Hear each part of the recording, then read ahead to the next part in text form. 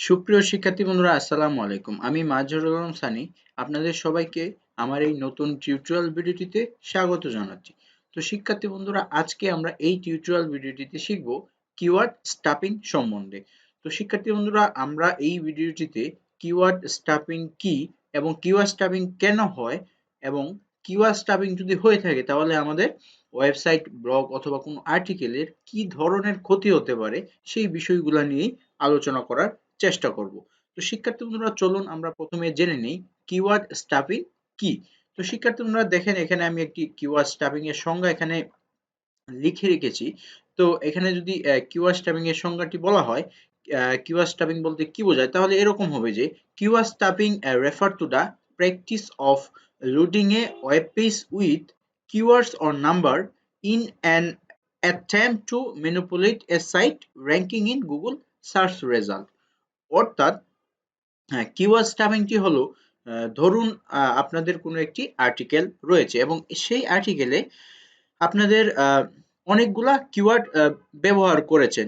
যেই জায়গায় আর্টিকেলের ওয়ার্ড সংখ্যা ১০০ থেকে ১৫০, ১৫০ কোনো ওয়ার্ড আর্টিকেল এর মধ্যে আপনারা কিওয়ার্ডটি ব্যবহার করতে চাচ্ছেন। তো কিওয়ার্ডটি সেখানে ধরুন আপনারা ৫ থেকে ৬ বার ব্যবহার করে ফেলেছেন।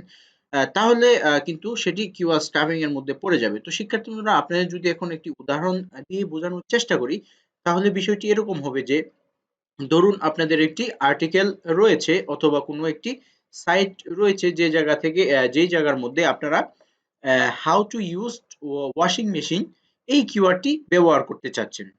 তো আপনারা জানেন যে কোনো একটি সাইট অথবা কোনো একটি আর্টিকেলে অথবা কোনো একটি পেজে যদি আপনারা কিওয়ার্ড বেশি পরিমাণ ব্যবহার করে থাকেন তাহলে কিন্তু আপনাদের যেই পেজটি রয়েছে সেই পেজটি অথবা যেই আর্টিকেলটি রয়েছে সেই আর্টিকেলটি গুগলে র‍্যাংক করবে। তো এই চিন্তা ভাবনা করে ধরুন আপনারা ১৫০ ওয়ার্ডের একটি আর্টিকেল লিখেছেন এবং সেই আর্টিকেলে কিওয়ার্ডটি আপনার সর্বোচ্চ পরিমাণ ব্যবহার করে ফেলেছেন ৬ থেকে ৭ বার ব্যবহার করে ফেলেছেন ১৫০ ওয়ার্ড একটি আর্টিকেলে।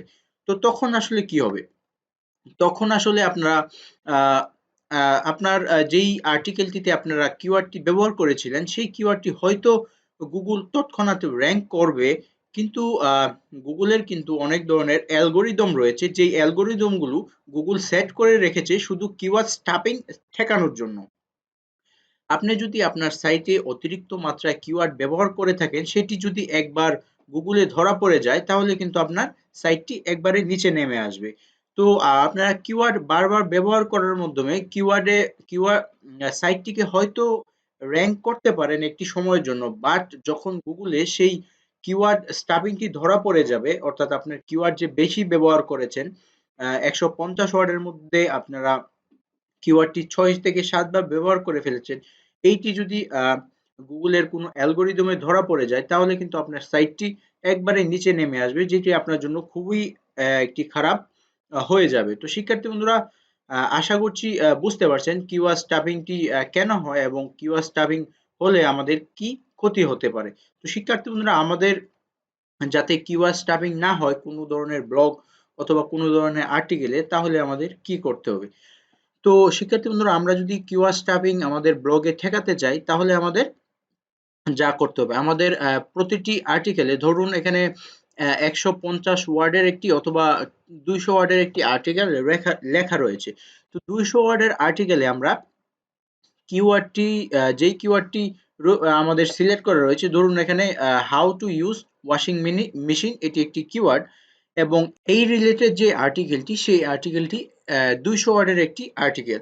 তো সেই আর্টিকেলে আমরা এই কিওয়ার্ডটি যদি ৫ থেকে ৬ বার ব্যবহার করে ফেলি তাহলে কিন্তু সেটি আমাদের উচিত হবে না। আমাদের ২০০ ওয়ার্ডের যে আর্টিকেলটি রয়েছে সেই আর্টিকেলে সর্বোচ্চ পরিমাণ ৩ বার আমরা এই কিওয়ার্ডটি ব্যবহার করলে আমাদের কিওয়ার্ড স্টাফিং হওয়ার সম্ভাবনা থাকবে না এবং আমাদের সাইটটি অথবা আর্টিকেলটি কিন্তু গুগলে র‍্যাংক করবে।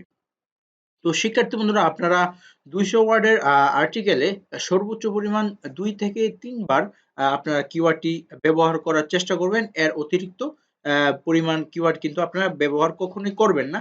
যদি করে থাকেন সেটি হয়তোবা খানিক সময়ের জন্য আপনাদের সাইটটি র‍্যাংক করবে। কিন্তু পরবর্তীতে যদি একবার ফল করে আপনার সাইটটি তাহলে কিন্তু কোনো সময়ে কিন্তু আপনার সাইটটি উপরে নিয়ে আসতে পারবেন না।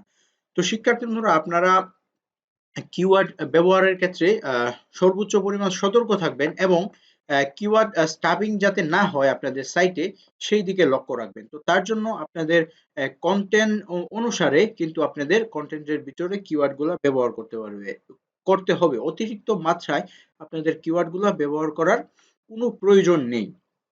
তো শিক্ষার্থীরা আপনারা কিওয়ার্ড আপনার ওয়েবসাইটটি অথবা আপনাদের আর্টিকেলটি অথবা আপনাদের ব্লগটি যদি 50 ওয়ার্ডের হয় তো সেই জায়গায় সর্বোচ্চ পরিমাণ 4 থেকে 5 বার 500 ওয়ার্ডের হয়, দুঃখিত আমি, 500 ওয়ার্ডের হয় যদি আপনাদের আর্টিকেলটি, তো সেই জায়গায় 5 থেকে 5 বার সর্বোচ্চ পরিমাণ 5 বার অথবা 4 বার আপনাদের কিওয়ার্ডটি ব্যবহার করার চেষ্টা করবেন। এর অতিরিক্ত মাত্রায় ব্যবহার করবেন না।